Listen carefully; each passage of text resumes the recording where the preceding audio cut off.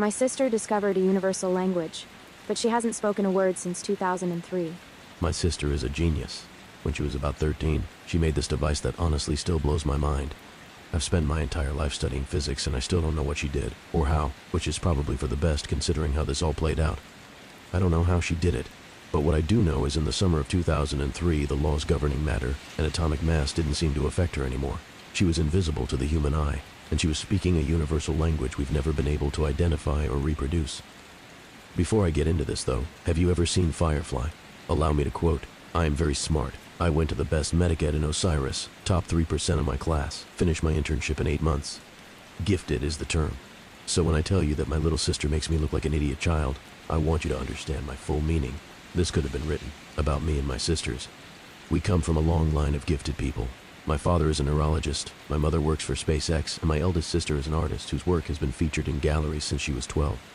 I'm a full-time research associate of high-energy density physics at a university I can't name without risking my career. And, like Simon Tam from Firefly before me, I don't tell you all of this to flaunt our intelligence or to make us look special. I tell you this so you can fully understand what I mean when I say Neurali made us all look like idiot children. In 2003, I was about to turn 17. My interests weren't like most teen girls, so I won't bore you with the details of what I found more entertaining than TV, books, or the mall. But more often than not, I was occupied with personal research projects.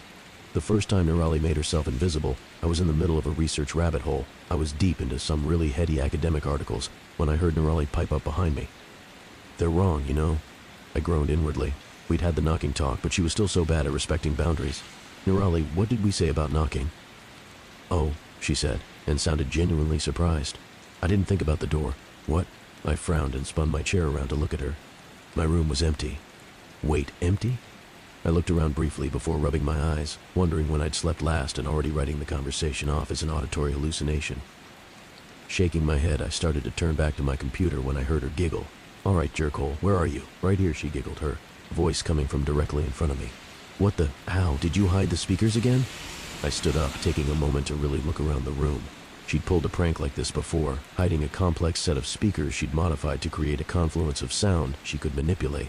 It would sound like someone was anywhere in the room she specified. She'd even made it sound like she was moving around. It was really impressive, especially since she'd only been 10 at the time. This time, though, she'd either gotten much better at hiding the speakers or something else was going on. She giggled again. "No speakers, just me." "Okay, just me. But how?" I folded my arms, looking in the direction of her disembodied voice. "That's going to be hard to explain. That was Neurali for you won't get it." "Try me," I said, because I'm stubborn. She did, though, and I didn't. I had the beginnings of a migraine chewing on my right eye by the time she was done. Almost none of it made sense. There was something about atomic frequencies and post-dimensional drift, superliminal desynchronization, and something she dubbed the Planck supratemporal parallel. It was all way over my head. "Okay," I said, rubbing my temple as I tried to digest it all. "But how did you get here?" I walked. Infuriating. I mean, how did you get in here? I gestured widely to the door, which was closed, and the walls around us. "Oh," I could hear the shrug in her voice. "I just walked where the walls weren't." I squinted at the spot I thought she was standing. "You... what?" She sighed. It was a special sigh. It was the kind of sigh that told you someone much smarter than you was put out at having to dumb something down enough for you to understand. An embarrassed heat flooded my cheeks. I knew she was smarter than me, smarter than all of us, but it still made me feel like I'd failed simple math in front of Neil deGrasse Tyson and a puppy, and they were both disappointed. I walked where the walls weren't. The walls aren't everywhere, Divya. In fact, in most places, like realities, the walls aren't there at all. So I just walked in those places. I wanted to see the proofs of this statement, though I knew she wouldn't have bothered writing them down except in scraps and incomplete snippets that only made sense to her. I also knew the proofs wouldn't make any more sense than her original explanation. Even so, it bothered me that I only understood what she meant in the vaguest, most conceptual way. It wasn't natural for me. That abstractness of thought warred with the linear way of my brain making actual understanding impossible, and I hated it. Sana would have understood. Her brain worked that way, but not mine. I must have looked like I was struggling with it, and I was, because she continued on. Where I am, or technically when and how, everything is a Schrodinger's puzzle of is and isn't. All I have to do is observe the places where the state of something isn't, and go there. This wasn't helping. I mean, it was. I got the basic concept of what she was saying, but in terms of the practical application of physics, it was a mess of meaningless, science-y buzzwords. Nothing she said had any foundation in known science. She could have told me I ate ice cream upside down and chanted purple backwards 30 times and the wall turned to jello. But only as long as I looked at it from a 45-degree angle, and it would have been exactly as scientifically sound as what she'd actually said. Yet, she was the one who was invisible, so the limits of my understanding in science itself had no bearing on her corporeal existence. "Do you still have a body? I mean, can you see you?" "Oh yeah," she said.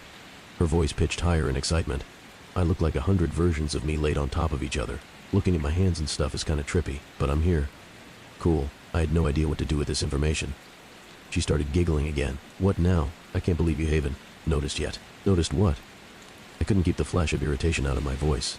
It wasn't easy to accept the premise that she'd managed to trick physics into letting her pass through matter while being imperceptible to the human eye. But I'd had just about all the "how much dumber than Nerali are you" I could take for one day.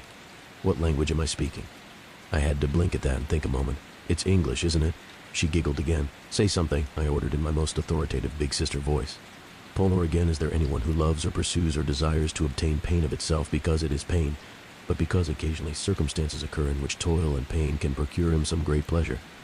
If I concentrated, I could tell the words she was saying didn't quite match what I was apparently translating in my head, but I couldn't hear them for what they were. Except, wait, is that the lorem ipsum translation from definibus bonorum et malorum? She giggled again. "Yep. Want me to try something in Hindi?" "Yeah," I said, a little stunned and more than a little curious. "Go for it. May he, in whose lap shines forth the daughter of the Mountain King, who carries the celestial stream on his head, on whose brow rests the crescent moon, whose throat holds poison, and whose breast is support of a huge serpent, and who is adorned by the ashes on his body, may that chief of gods, the Lord of all, the destroyer of the universe, the omnipresent Shiva, the moon-like Sankara, ever protect me." I frowned, torn between focusing on the words and trying to identify what she was quoting. I started mouthing some of the words as my mind ran back over them, and gawped a little as recognition settled in. "Did you just quote the Ramcharitmanas' Ayodhya canned invocation?" Another giggle. "But how? That didn't sound like Hindi at all." "Fascinating," she said. "It didn't feel like Hindi when I said it, but I was thinking the Hindi words. What did it sound like to you?" "English, I guess. I mean, it didn't sound like anything, but I understood you in English." "That's so cool. Can you actually hear something other than English?" "Kinda. I mean, almost. If I try, I can tell the sounds you're making don't match the meaning of the words I'm not hearing but understanding. But the meaning overrides everything else, so I can't actually identify individual sounds or phrases." "Do you think you could identify the physical linguistics if we went word by word?" "It may be the processing of complete phrases prevents the identification of individual phonemes." "Maybe," I said, shrugging, still trapped in awe of this aspect of her discovery. "We could try it." She had me run her through some general object identification to give me a chance to listen for the sounds she was making and how they differed from the words I knew, the words I was hearing. But I only ever caught the ghosts of divergent beginnings and ends. She thought this was hilarious. I thought it was magical. She started making regular trips to my room in this state, usually after lights out or when our parents were at work. I didn't blame her for sneaking. Sana wasn't into the science stuff, and if our parents knew what we'd been up to, we'd have been grounded for life, especially since Nerali had already been banned from experimental projects at home. The last one had required a lot of external help and several $1,000s to clean up, but someone had to try and catalog this universal lexicon, and this was the only way we had access to it. One night, as we lay awake on the floor naming objects, we'd tried making individual sounds before, but without the intent of meaning behind them there was no divergence. Nerali froze. I couldn't see her, of course, but something changed. She stilled to the point I worried she'd maybe phased through the floor or something and left me alone, but somehow I still felt her presence along with something sharp and alien I couldn't identify. "Nerali?" I whispered, cold unease settling on me like snow. Shh. It was her, but so quiet I almost missed it. I felt the urgency behind it, though, and hushed to wait in the silence with her. As the seconds ticked by, a prickling dread crawled across the room. It started at the edges where the shadows were thickest and spread outward, tainting everything it touched, including me. My pulse quickened as a primal paranoia sank in. I knew it was just Nerali and me, but it felt like a predator was stalking the shadows, searching for us, and it was only our silence that kept it from pouncing. To keep the paranoia at bay, I focused on the warm red readout of the clock above my desk. The slowly changing numbers were soothing and hypnotic.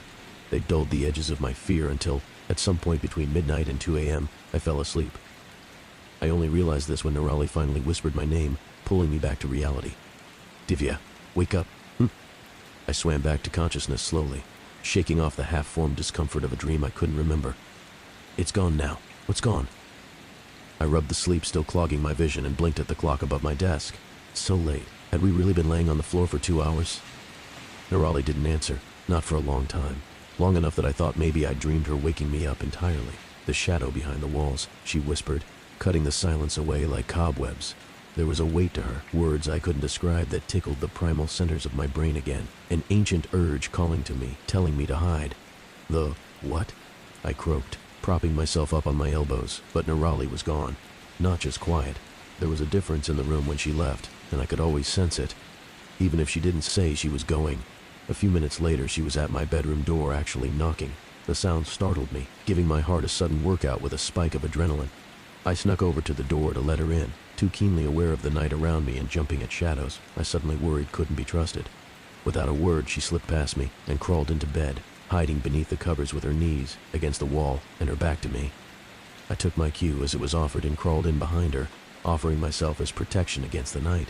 Sleep was slow in coming as my body flushed the survival instinct from its veins, but eventually it must have come as the next thing I knew the sun was peeking through the windows and Nerali was watching me sleep.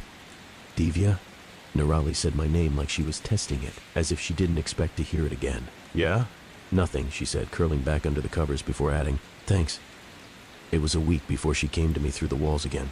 I think it's drawn to the language, she said, pulling me out of a dream about superfluid. What is? I yawned, oddly comfortable with the resumption of our nightly conversations. The shadow behind the walls. What is that? I don't know. Something big. Something old. Older than time, maybe. What's with the sauna talk? Older than time. I don't know, Divya. That's just what it feels like. She was always like this. Caught somewhere between science and emotion, like the perfect cross between me and sauna. I think it allowed her to think abstractly enough to escape the box of the known to innovate, while remaining linear enough to build a new box to house her innovations. But sometimes it meant she didn't have the math to back it up. Sometimes it was just a feeling, or the hint of a notion. But even then, Nerali's feelings were always spot on, even if it took science a few decades to prove it. All right, I said, accepting that answer. It was odd, I realized then, how a few weeks of exposure to what my mind told me was factually impossible opened me to the flexibility of the possible. I was surprised, too, when I noticed my first instinct wasn't to challenge her or demand proof just because what she said was beyond my experience or immediate comprehension. Instead, I would nod and accept that what she said, what she experienced, was simply truth, and the limitations of my understanding couldn't change that. What does it want? I don't know. I don't think it talks, but I think it listens and understands. That's unsettling, I said, shifting under the covers. The superstitious child in me made sure my feet were hidden in the center of the bed because the shadows still couldn't be trusted. She hummed her agreement. It's not the only thing here, though. A chill surged through me, prompting my heart into a panicked gallop. What do you mean? I mean, there are other things, big things, old things. Most of them can't see me, I think. I'm not really where they are, same as I'm not really where you are, but they can hear me, same as you. Are you safe? Nerali was silent. My stomach churned because I knew it meant something big and old and dangerous was near enough to pose a threat. After several minutes passed, she answered. Sometimes. Only sometimes? I sat up, staring at the spot on the floor where she would have been seated. Only sometimes. Then why are we still doing this, Nerali? I wouldn't have agreed if I knew you were in danger. I know, she said quietly, but there's so much here. If I focus on a color, I can experience everything the color has ever been and ever will be. If I think about a time, I'm sitting in what used to be here, or sometimes what will be here, watching a blur of activity that won't happen for another 1,000 years. I've seen cities you can't even begin to imagine made of glittering bone and glass, monolithic wonders to shame the gods. Last night I was standing in the center of a black hole, not a hologram or a simulation, but an actual black hole, captured, contained, reproduced, harnessed. I don't know what, but it was here and so was I, and through the black hole I saw so many other universes, all laid out like mirrors into infinity. Nerali, I whispered, both awed and terrified. Had she been experiencing these things every night? All the hours we talked about nothing and nonsense? But there are also bigger things, she said, her voice dipping into darkness. Things that hide in the glint of starlight on glass. Things that follow me back from the future and wait for me in the past. They skip like stones on water, only touching the surface for a minute and never with their whole selves. But even that much is too much. It hurts to look at them. There are too many shapes at once and all of them are hungry in ways I don't understand. Tears welled in my eyes as I listened to her. It hurt to accept these things as truth, I couldn't understand them or touch them or even experience them myself, but I had to accept they were real because my sister was invisible. She could pass through matter at will and spoke a universal language to me every night. But accepting all that also meant accepting that my sister spent every night compelled by her own curiosity to go back to this dangerous state again and again, only to be terrified by what waited in between. I'm glad they can't see me, but I don't think that will be true much longer. What? Why? The shadow behind the walls has been in my room all week. I can feel it following me around. It's listening now, but I don't think it will come in your room again. Nini, you have to stop this. I can't, she said, her voice thick with imminent tears. Of course you can. Just come back and we'll destroy whatever you've been using to shift. We can fix this. No, she said, the word wet and bent beneath an anguish no 13-year-old should have known. You don't understand. What could possibly be worth the risk? My heart broke in the silence that stretched between us. An eternity of pain and longing swirled between us, and one final fragile breath spoke of the tears she held back when she found her voice again. I can't speak English anymore. I didn't understand. Like the first time she described the math to me, this statement defied understanding. What do you mean you can't speak English anymore? I mean, I can't speak anything but this stupid between language, Divya. I tried and tried all week, but all that comes out now is this ugly mess of gurgles and scrapes and noises I don't recognize, and I'm so scared. I'm so scared because they can still hear me when I'm out there with you, and out there I'm not invisible, and you and Sana and Mom and Dad aren't invisible. And none of us are safe when I'm out there, and the only time I can talk right is when I'm in here, she sobbed. When I'm here with you. My heart turned somersaults in my stomach. I let this happen. I should have stopped her the day she showed me her stupid science-shattering trick. Nini, I whispered, and all I wanted to do was hold her until everything was right. You have to come back. I don't know what we'll do to fix this, but you can't stay there. I know, she said through a heavy veil of tears. I just didn't want to lose you. To lose us. You still have me, but I won't out there. Not like this. I didn't have a good answer for her. We'll find a way to fix it, was all I could say, and we both knew it wasn't enough. We also knew that it had to be, because we didn't have a choice. I felt her presence fade, and a few minutes later there was a quiet knock at my door. Nirali stood on the other side, shaking as silent sobs racked her narrow frame. I gathered her up, shutting the door behind her, and together we curled around each other on the floor and cried. We cried until we passed out from exhaustion and woke up long after the sun had risen. I woke to Nirali watching me again and blinked away the haze of tear-stained sleep. Nirali. She nodded, mute, a sadness hanging over her shoulders. Can you? She shook her head. Nothing. She glanced up, looking over me and toward the hall as someone passed by. I could tell a million thoughts were flitting through her head in that moment, most of them conflicting. But after a minute or so, a stony resolution had settled in her eyes and she scooted closer, waving for me to do the same. Her mouth was almost against my ear when something unimaginably foul rattled from her lips. A shudder of revulsion rocked through me at the sound of each mangled phoneme. I've never been so disgusted and terrified in my life. I could hear her voice, but it was dripping with caustic venom, dragging over hot coals buried in the deepest ocean, and clawing at the edges of sanity with angry talons. It was wrong, and to this day it was the most vile, viscerally upsetting experience of my life. The words, "this language," was never meant to be spoken by man. Science won't support me, but I know in my bones these words have power man wasn't meant to use. And yet, despite my mind rebelling from the mere sound of her voice warped around these hideous words, I still knew what she'd meant, as if she'd said it in English. Don't tell Mom and Dad.